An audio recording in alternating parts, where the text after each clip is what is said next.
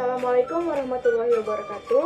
Di sini saya akan menyampaikan ringkasan webinar yang merupakan seminar online yang diselenggarakan oleh salah satu universitas di Indonesia, yaitu Universitas Diponegoro, Departemen Oceanografi, yang dilaksanakan pada hari Kamis, tanggal 8 Oktober 2020, pukul 19.30 hingga 22.30 waktu Indonesia Barat, dengan mengangkat tema atau judul seminar atau webinar ini adalah Dinamika Arlindo dan Upwelling di Perairan Indonesia.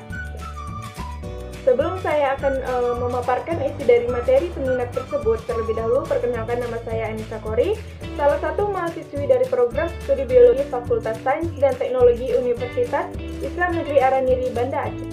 Baiklah, sekarang saya akan menyampaikan ringkasan dari seminar tersebut, di mana materi yang akan dibahas adalah Upwelling dan Arlindo yang akan disampaikan oleh Bapak Anudia Wirasatria.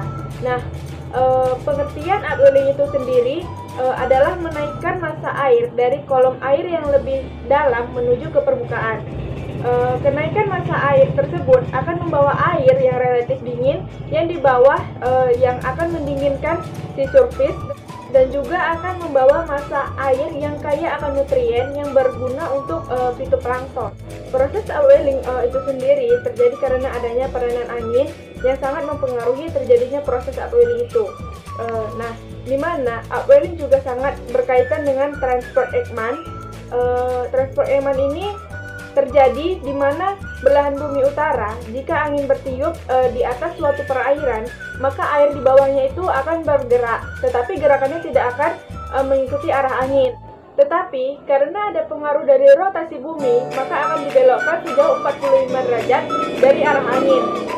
Ketika massa air menjauhi di dua arah, maka akan terjadilah kosan kata di ekuator, sehingga untuk bisa mengimbangi adanya kosan massa air ini, maka akan terjadilah peristiwa yang namanya equatorial upwelling, di mana agar menyimbangkan hilangnya massa air yang ada di atas.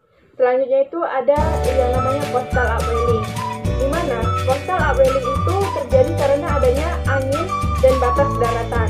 Nah, kekosongan massa air di pantai maka akan digantikan oleh massa air yang di bawahnya. Lalu kenaikan massa tadi membawa nutrien karena perairan yang subur, sehingga membuat daerah pooling itu memiliki positif korelasi. Nah, suhu juga mempengaruhi daya hasil tangkap, di mana semakin turun temperatur atau suhu dan semakin banyak klorofil, maka akan didapatkan hasil tangkap yang semakin banyak pula.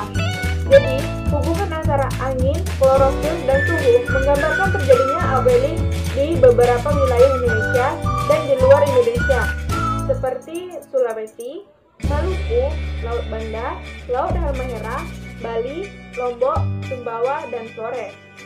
Terjadinya peristiwa upwelling itu yang berada di laut Sulawesi dan Maluku dikarenakan adanya peranan angin atau arus, atau yang disebut dengan Arlindo, yang merupakan arus lintas Indonesia, di mana Arlindo ini dapat mempengaruhi suhu pada proses-proses upwelling dan memiliki peranan dalam iklim, biodiversitas, serta distribusi nutrien dan perikanan.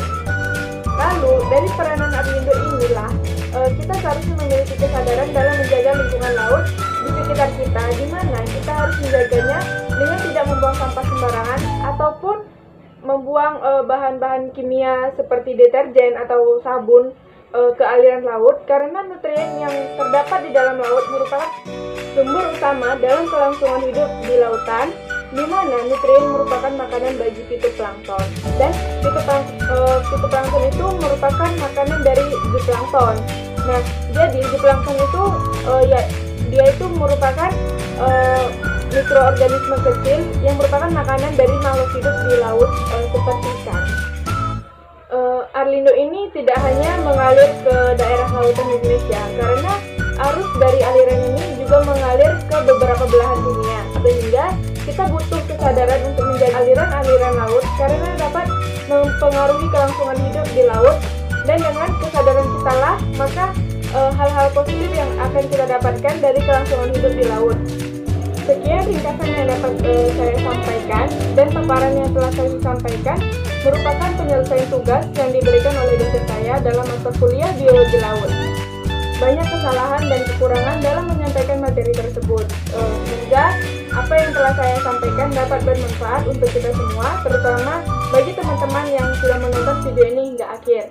Dan akhir kata, saya ucapkan terima kasih. Wassalamualaikum warahmatullahi wabarakatuh.